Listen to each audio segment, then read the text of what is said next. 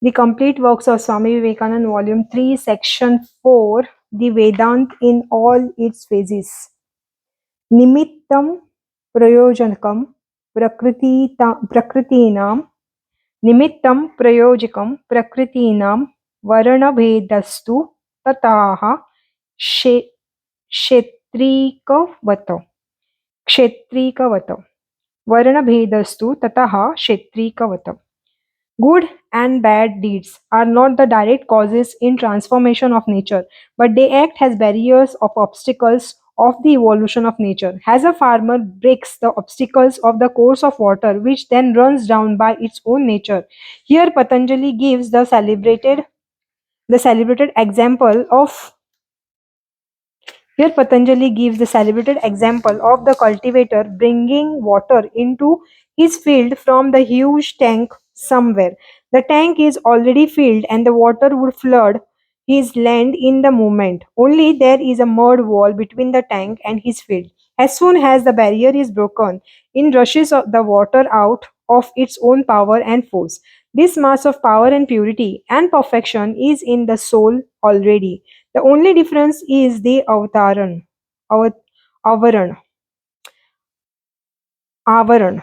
The only difference is the avaran, this vein that has been cast over it. Once the vein is removed, the soul remains to purity, a soul attained to purity, and its powers become manifested. This you ought to remember is the great difference between the Eastern and the Western thought. Hence, you find people teaching such awful doctrine as that we are all born sinners, and because we do not believe in such awful doctrines, we are all born wicked. They never stop to think that if we are by our very nature wicked, we can never be good. For how can nature change? If it changes, it contradicts itself. It is not nature. We ought to remember this. Here, the dualist and the Advaitist and all others in India agree. The next point, which all the sect in India believe, is in God. Of course, their idea of God will be different. The dualistic believe in the personal God and the personal only. I want you to understand this word personal a little more. This word personal does not mean that the God has a body, sit on a throne somewhere and rules his world, but means saguna with qualities. There are many descriptions of the personal God. This personal God has a ruler, creator, preserver, and destroyer of this universe is believed in by all the sect. The Advaitis believe sometimes or some things more. They believe in their still higher phase of the personal God, which is the personal impersonal. No adjective can illustrate where there is no qualification, and the Advaitis would not give him any qualities except the three Satchit Anand. Satchit Anand, existence, knowledge, and bliss absolute. This is what Shankara did. But the Upanishad themselves, you find they penetrate even further and say nothing can be predesticated. Nothing can be predesticated of its except of it except neti neti. Not this, not this. Here all the different sect of India agree, but taking the dualistic side, as I have said, I will take Ramanuj as the typical dualistic of India, the great modern representative of the dualistic system. It is pity that our people in Bengal know so very little about great religious leader in India who have been born in other parts of the country and and for the matter of that, during the whole of Mohammedan period, with the exception of our Chaitanya, all the great religious leaders were born in the southern India, and it is in the intellect, and it is the intellect of the southern India that is really governing India now. For even Chaitanya belonged to one of this sect, and the sect of the Madhavas. According to Ramanuj, these three entities are eternal: God, soul, and nature. The soul are eternal. They will remain eternal existence, individualized through eternity, and will remain their individuality all through. Your soul will be different from the soul through all eternity, says Ramanuj, and so will this nature. which is the existing fact as much as a fact as the existing of soul or the existence of God, remain remain always different. And God is interpenetrating the essence of the soul. He is antaryamin.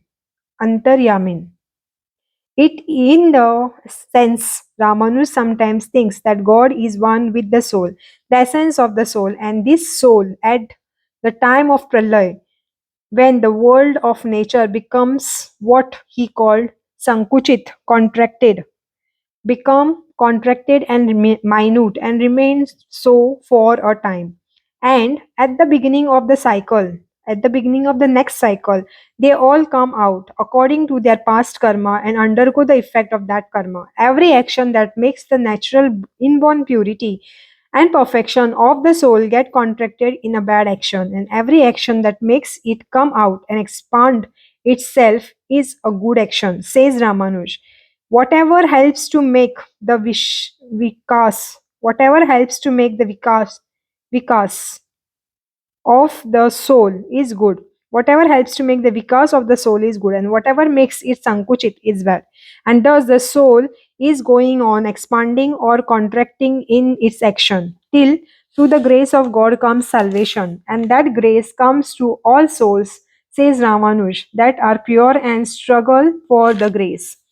There is a celebrated verse in the Shrutis.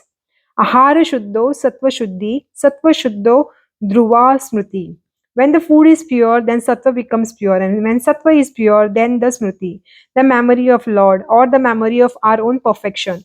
If you are an Advaitist, becomes truer, steadier, and absolute. Here is a great discussion. First of all, what is this sattva? We know that according to the Sankhya, it has been admitted by all the other sect of philosophy. The body is composed of three sort of materials, not qualities. It is a general idea that sattva, raja, and tama are qualities. Not at all, not qualities, but the materials of this universe. And with Ahara Shuddhi. When the food is pure, the sattva material becomes pure. The one theme of the Vedant is to get this sattva. As I have told you, the soul is already pure and perfect, and it is according to the Vedant, covered by up by Rajas and Tamas particularly. The sattva particles are the most luminous, and the effulgence of the soul penetrates through them as easy as light through glasses. So if the rajas and tamas particles go and leave the sattva particles in the state, the power and the purity of the soul will remain or will appear and leave the soul more manifested. Therefore, it is necessary to have this sattva, and the text says when ahar becomes pure, Ramanujan takes this word ahar to mean food, and he has made it one of the turning point of his philosophy. Not only so, it has affected the whole India and all different sects. Therefore, it is necessary for us to understand what it means. For that, according to Ramanuj, is one of the pure food pure impure. According to Ramanuj, what makes the food impure is the one principal factor of our life. Ahara Shuddhi. What makes food impure? Ask Ramanuj. Three sort of defect makes the food impure. First, Jati Dosh. The defect in the very nature of the class to which the food belongs has a smell like onion, garlic, and such alike. The next is Ashraya Dosh, the defect in the person from whom the food comes. The food comes from the wicked person, it will be impure. I myself have seen many great sages in India following strictly that advice all their lives. Of course, they had the knowledge to know who brought the food and even who had touched the food, and I have seen it in my whole life not once but hundred of times. Then third one then third one is nimitta dosh, the defect of the impure things or the influence coming in contact with the food is another. We had better attend to that a little more now. It has become too prevalent in India to make food with dirt, dust, and bit of the hair in it. If the food is taken from which these three defects have been removed, that makes sattva shuddhi, purifies the sattva. Religion seems to be a very easy task then. Then everyone can have religion if it comes by eating food, pure food only. There is none of so weak or or incompetent in this world that I know who cannot save himself from the defects. Then comes Shankaracharya, who says this word ahara means thoughts collected in the minds, and when the ahar means thoughts collected in the mind. When that becomes pure, the sattva becomes pure, and not before that. You may eat what you like. If food alone would purify the sattva, then feed the donkey with milk and rice. His whole life, would he become a great yogi? Then cow and deer would become great yogi. Has been said, if it is been by bathing much that heaven is richer, the fish will get to heaven first. If by eating vegetables a man gets to heaven, the cows and deers will get there first. But what is the solution? Both are necessary. Of course, the idea of Shankaracharya gives us of ahar is a primary idea, but pure food, no doubt, helps pure thoughts. It has an intimate connection. Both ought to be there. But the defect is that in modern India, we have forgotten the advice of Shankaracharya and taken only the pure food meaning. That is why that is why people get mad with me when I say religion has got into the kitchen. And if you had been in Madras with me, you would have agreed with me. The Bengalis are better than that. In Madras, they throw away the food if anybody looks at it. And with all this, I do not see that people are any better there. If only eating this and that sort of food and saving it from the look of this people or person, and that person would give them perfection. You would expect them all to be perfect men, which they are not. Thus, although these are to be combined and linked into together to make a perfect whole, do not put the cart before the horse. There is a cry nowadays about this, and the food about varna varna sam sharanam varna sharanam. And the Bengalis are the most vociferous of these cries. I would ask every one of you, what do you know about this Varna Sharanam? Where are the four class caste today in this country? Answer me. I do not see the forecast. Just as our Bengal proverb has it, a headache without a head. So you want to make this Varna Sharanam here. There are no four caste here. I see only Brahmins and Shudra. If there are the Kshatriya and Vaishya, where are they, and why do not the Brahmin order them to take the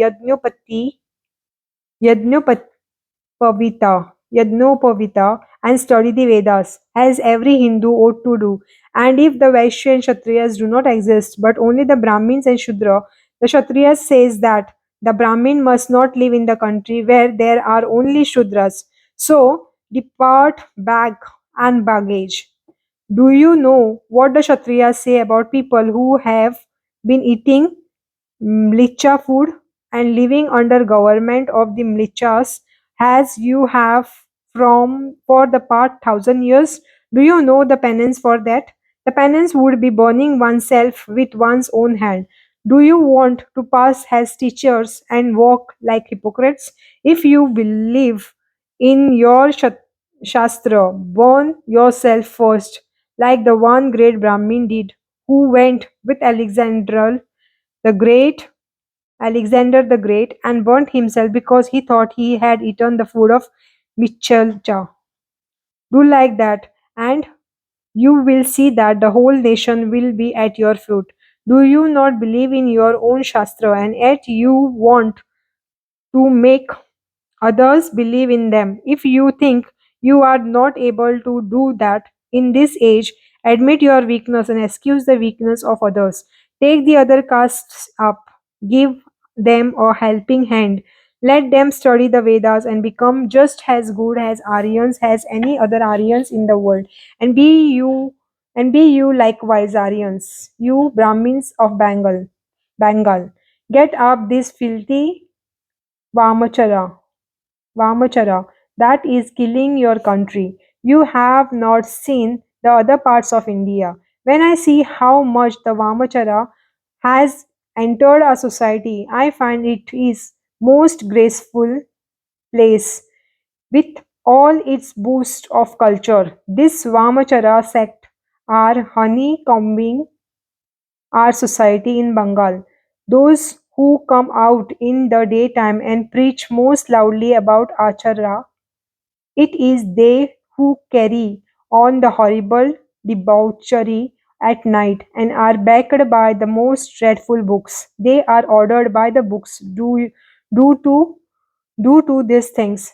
You who are the Bengal know it. The Bengali Shastra are the Vamachara Tantras.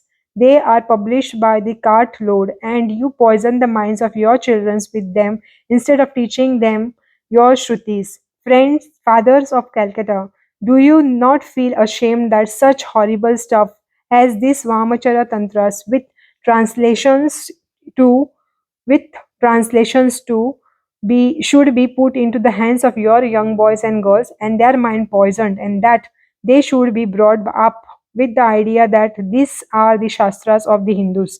If you are shamed, take them away from your children and let them read the true shastras, the Vedas, the Gita, and the Upanishad.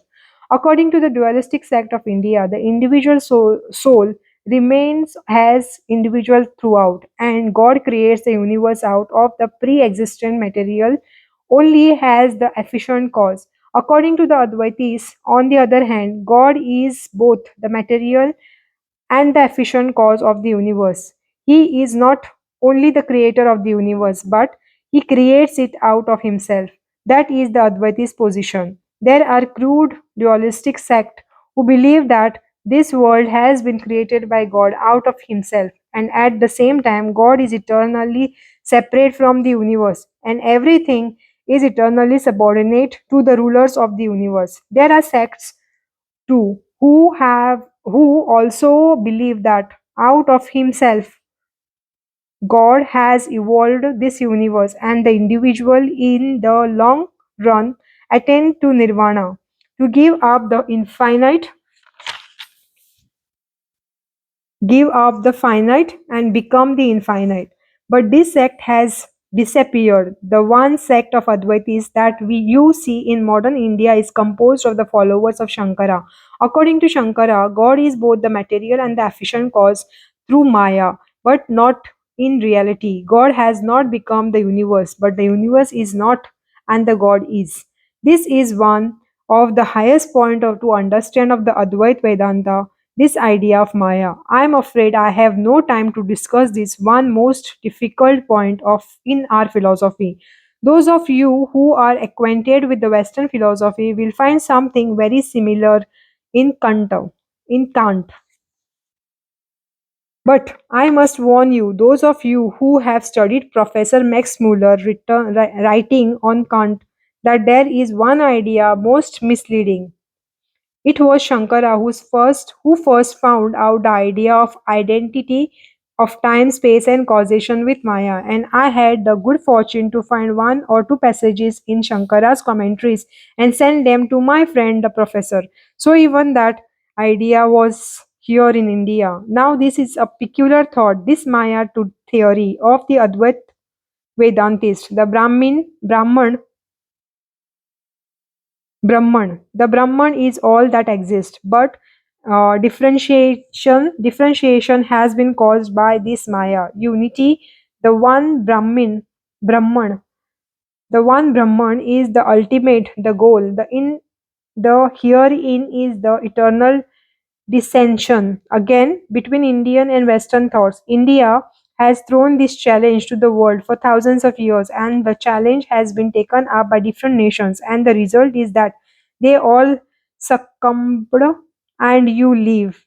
This is the challenge, that this world is a delusion, that it is all Maya, that whether you eat off the ground with your finger or dine off golden plates, whether you live in the palace or and one of the mightiest monarch or the poorest of the beggar, that is the one result. It is all the same, all Maya. That is the old Indian theme. And again, nations are springing up trying to unsay it, to disprove it, becoming great. With enjoyment as their watchword. Power is their hands. They use that power to the utmost, enjoy to the utmost, and the next moment they die. We stand for even ever because we stand forever because we see that everything is Maya. The child of Maya live forever, but the children of enjoyment die. Here again is another great difference. Just as you find the attempt of Hegel and the Schopenhauer in German philosophy, so you will find the very same idea about brought forward in the ancient India. Fortunately for us, Hegelianism was nipped in the bud and not allowed to sprout and cast in the baneful shoots over the motherland of ours. Hegel's one idea is that the absolute, is only chaos and that the individualized form is the greater. The world is greater than the non world. Samsara is greater than the salvation. That is the one idea, and more you plunge into the samsara, the more your soul is covered with the walking of life, the better you are. They say, do you not see how we build houses, cleanse the street, enjoy the sense? Behind that, they have hidden rancors, miseries, horrors, behind every bit of that enjoyment. On the other hand, our philosophers have from the very first declared that every manifestation, what you call evolution, is vain, a vain attempt of the unmanifested to the manifested itself. You, the mighty, said, you, the mighty cause of this universe, trying to reflect yourself in little mud puddles. But after making the attempt for a time, you find out it was all in vain and beat a retreat to the place from whence you came. This is Vairagya or renunciation and the very beginning of the religion. How can religion or morality begin without renunciation itself? The Alpha and Omega is renunciation. Give up, says the Vedas, give up. That is the one way, give up. Na prajaya dhanena tyagena eke amrita vamanusha vamanushu. Neither through the wealth nor through the progency, but by giving up alone that immorality is to be reached. That is the detect of the Indian books. Of course, there have been great givers up of the world, even sitting on the thrones, but even King Janaka himself had to renounce. Who was the great renouncer than he? But in the modern times, we all want to be called Janakas. They are all Janakas of children, unclad, ill-fed, miserable children.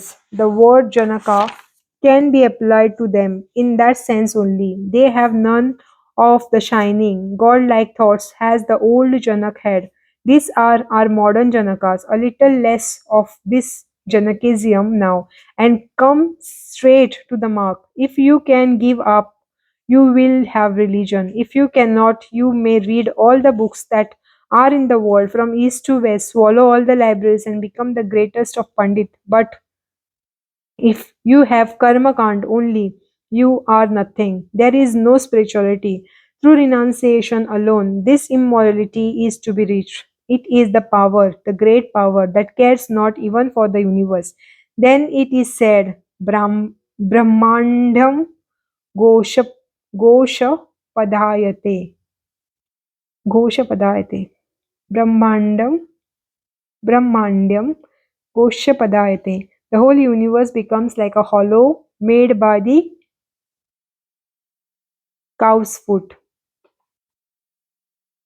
Renunciation, that is the flag, the banner of India floating over the world, the one underlying thought which India sent again and again as a warning to the dying races, has a warning to all the tyranny, has a warning to the wickedness of the world. Hindus, let not you hold of that banner go. Hold it aloft. Even if you are weak and cannot renounce, do not lower the idea. Say, I am weak and cannot renounce the world. But do not try to be hypocrites, torturing books or texts and making specious arguments and trying to throw dust in the eyes of people who are ignorant. Do not do that, but I'll own you are weak, but own you are weak, for the idea is great, that of renunciation. What matter is it if million fail in the attempt of soldiers? If 10 soldiers, what matters if millions fail in the attempt? If 10 soldiers or even two return victorious, blessed be the million die. Their blood has brought the victory. This renunciation is the one ideal throughout the different Vedic sect except one, and that is the Vallabhacharya. This renunciation is the one ideal throughout the different Vedic sect except one, and that is the Vallabhacharya sect in Bombay Presidency. And the most of you are aware what comes where renunciation does not exist. We want orthodoxy, even the hideous orthodoxy, even those who smother themselves with ashes, even those who stand with their hands uplift. We want them, unnatural though they be, for standing for that idea of giving up and acting as a warning to the race against scumbling of the effeminate luxuries that are creeping into India, eating into our very vitals and tending to make the whole race a race of hypocrites. We want to have a little of asceticism. Renunciation conquer India in days of yore. It has still to conquer India, still to stand as the greatest and highest of the Indian ideals, this renunciation.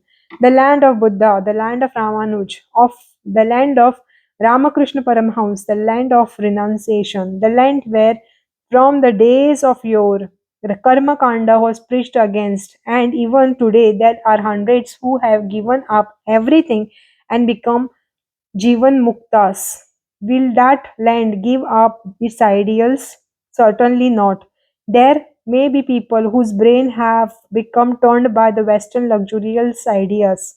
There may be thousands and hundreds of the thousands who have drunk deep of enjoyment, this curse of West and the senses, the curse of the world. Yet for all that, there will be other thousands in the motherland of mine to whom religion will ever be reality and who will be ever ready to give up without counting the cost be if need be. Another ideal very common is all our sects. I want to place before you, it is also a vast subject, this unique idea that religion is to be realized in India alone. This unique idea that religion is to be realized is in India alone. Nayam आत्मा प्रवचनेन लभो न मेधया न bahuna श्रुतेन.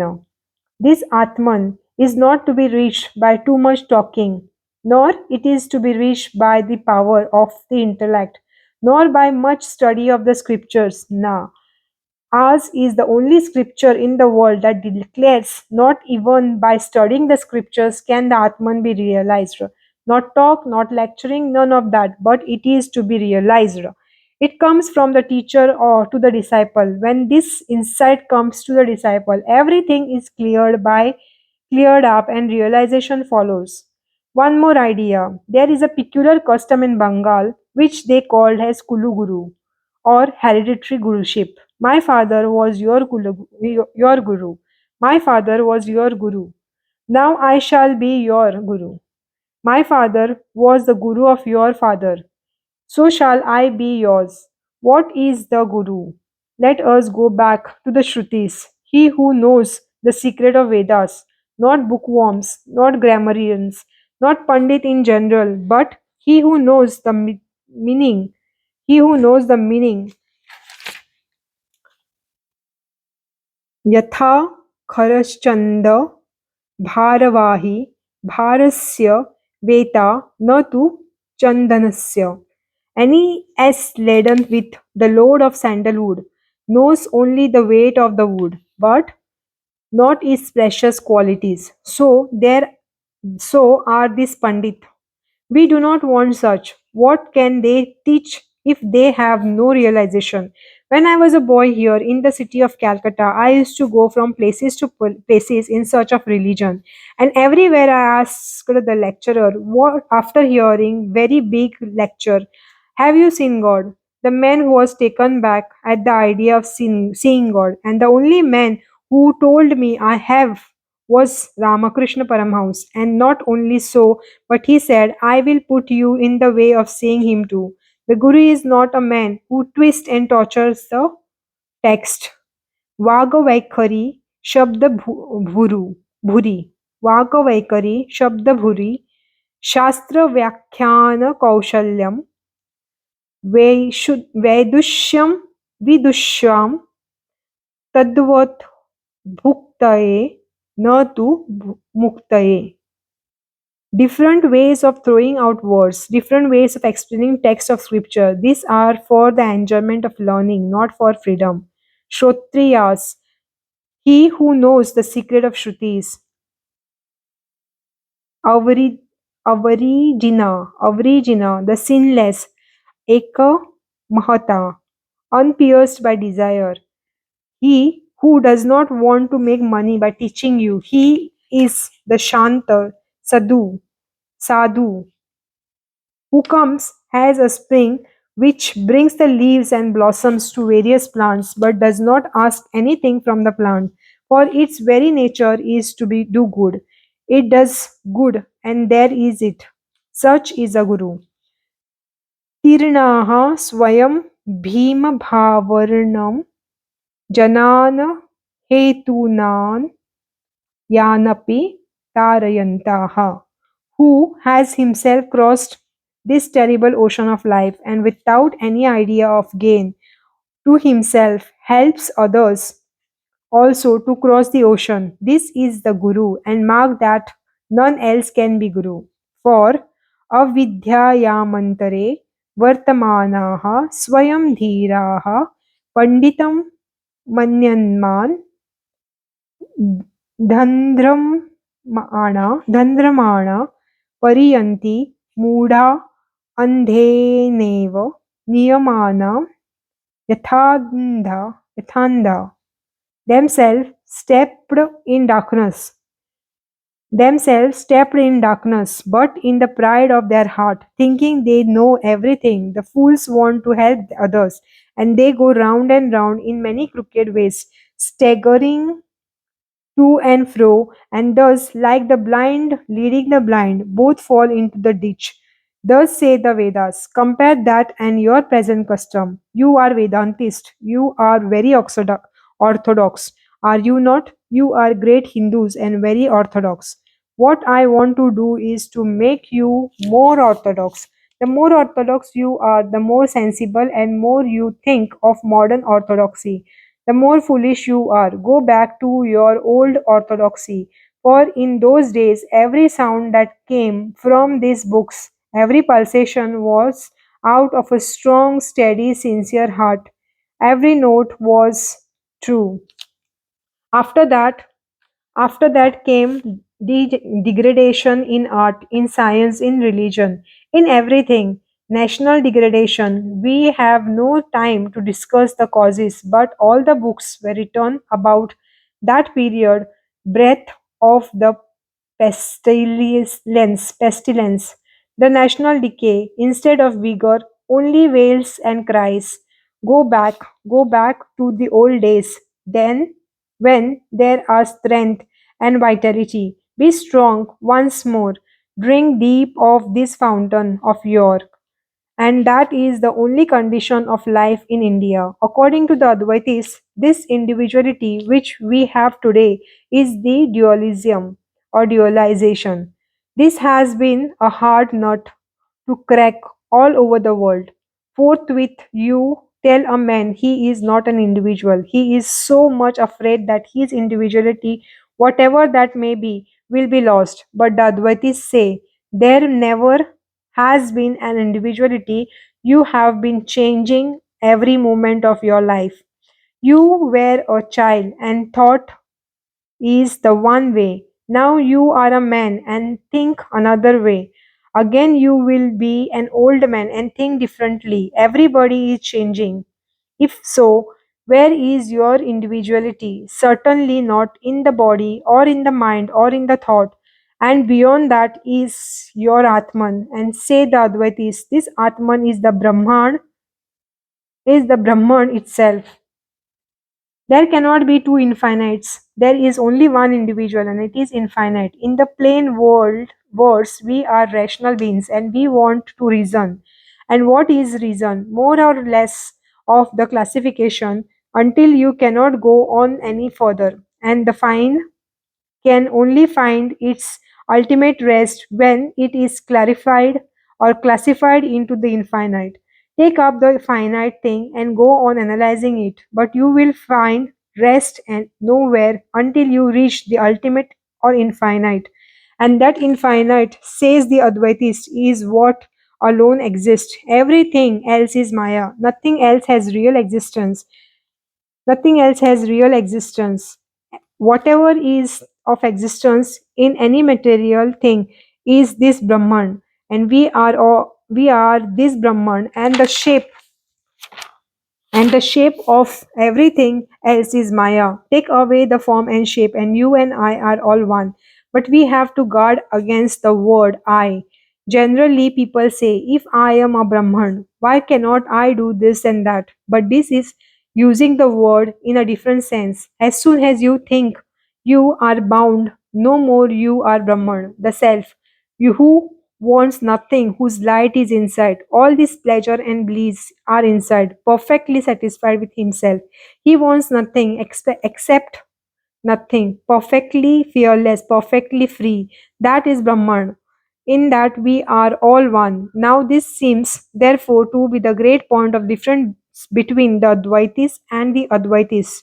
You find even great commentators like Shankaracharya making meanings of text, which to my mind sometimes do not seem to be justified. Sometimes you find Ramanuj dealing with the text in a way that is not very clear.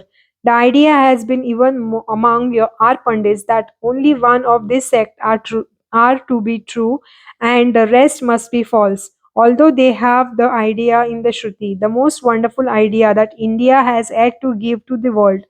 एकं स्वद्विप्रा बहुधा वदन्ति. Ekam sadvipra bahuda vadanti. That which exists in one. Sages call it by the various name. That which exists in one. Sages call it by various names. That has been the theme and the working out of the whole of the life problems of the nation is the working out of that theme. Ekam sadvipra, ekam sadvipra bahuda vadanti. Yeah, except a very few learned men, I mean, bearing a very few spiritual men in India, we always forget this. We forget this great idea, and you will find that there are persons among Pandits. I should think 98% who are of opinion that either the Advaitis will be true or the Vishishta Advaitis will be true or the Advaitis will be true. And if you go to the Varanasi and sit for 5 minutes in one of the ghat there, you will have demonstration of what I say. You will see the regular bullfight going on about this various sect and things. Thus it remains. Then came one whose life was the explanation, whose life was working out of harmony. That is the background of all the different sect of India. I mean Ramakrishna Paramhans. It is his life that explain the both of these are necessary. That they are like the geocentric and heliocentric theories in astronomy. When a child is taught astronomy, he is taught of geocentric first, and the work out similar ideas of astronomy to the geocentric. But when he comes to the final point of astronomy, the heliocentric will be necessary point of the astronomy.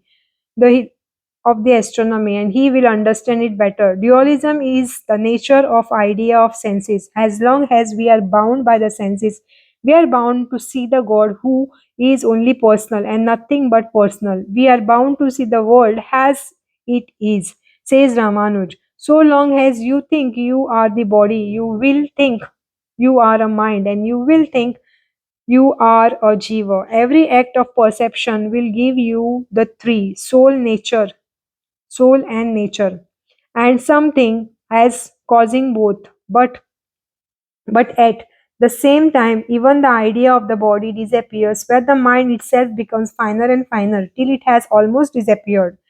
When all the different things that makes us fear, make us weak, and bind us down to this body life have disappeared, then and then alone one finds out the truth of that grand old teaching. What is the teaching? Ihave, iho eva taijita sargo yesham samme stitam manaha. इह एव तैर्जिताः संज्ञो येषां साम्ये स्थितं मनः निर्दोषं हि समं ब्रह्म निर्दोषं हि समं ब्रह्म तस्मात् ब्रह्मणि ते स्थिता निर्दोषं हि समा ब्रह्म तस्मात् ब्रह्मणि ते स्थिता. Even in this life, they have conquered the round of birth and death, whose minds are firm fixed on the sameness or everything. For God is pure and the same of all, and same to all, and therefore such are said to be living in God. Samam pashyana, samam pashyana hi sarvatra, sama avasthitam ishwaram. समं पश्चान हि सर्वत्रं सम अवस्थितम् ईश्वरं न हिंस्त्यात्मनाम् आत्मनं न हिंस्त्यात्मनाम् आत्मनं ततो याति परम गतिम्. Thus seeing the Lord the same everywhere, he, the sage, does not hurt the self by the self does not hurt the self by the self, and so goes to the highest goal.